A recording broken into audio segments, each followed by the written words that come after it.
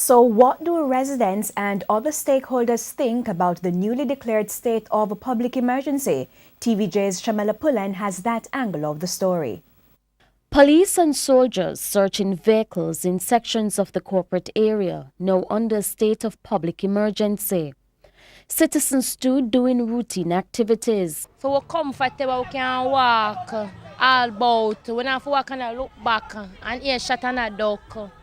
What's the crime like in this area? Huh? What's the crime like?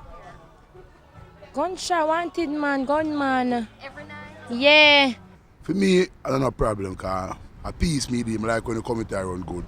So if them can there, if you do something good for the community and make it run better, it's good for me and better for the community. So we have no problem with it. Wake up as a surprise about at 5 o'clock this morning. We wake up and here's all entrance to enter into Arnett Garden, otherwise as jungle. The main entrance, you had a post of police and soldier, etc. Now business operators also have an opinion.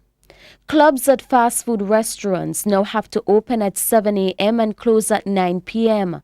For bars, it's 9 a.m. to 8 p.m. Gas stations will open from 6 in the morning to 9 in the nights, and 8 a.m. to 7 p.m. for supermarkets and shops. Me just here today, just a while ago, says those are in the area. Nobody no say nothing, say them are going in the area, and then we hear say we have to lock up early. So that's like bad for the business. Because when you lock up them time with business just a pick up, especially during the week and on weekends. So we'd like to know what's going on and when this is going to stop. Most of the customers we have here, they leave work at a certain time, so by all 8 o'clock, in here it's busy.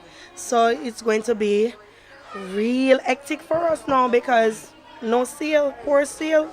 Right now it's going to slow it down. It's going to slow it down. Bad. But we have to just work with it. Churches will also have to do their religious activities from 9 a.m. to 9 p.m. It's a concern for worshippers at the Pentecostal Redeemed Church of God. We have church and we have a function Friday that will last longer than 9 o'clock as well. And a lot of events that we have here go beyond 9, so it will affect us. And the brethren a lot of our brethren are not from this area, so we'll have to come from outside to get to here. So it will affect us. It's early days yet. The real impact and assessment will begin on Monday. Shamela Pullen, TVJ News.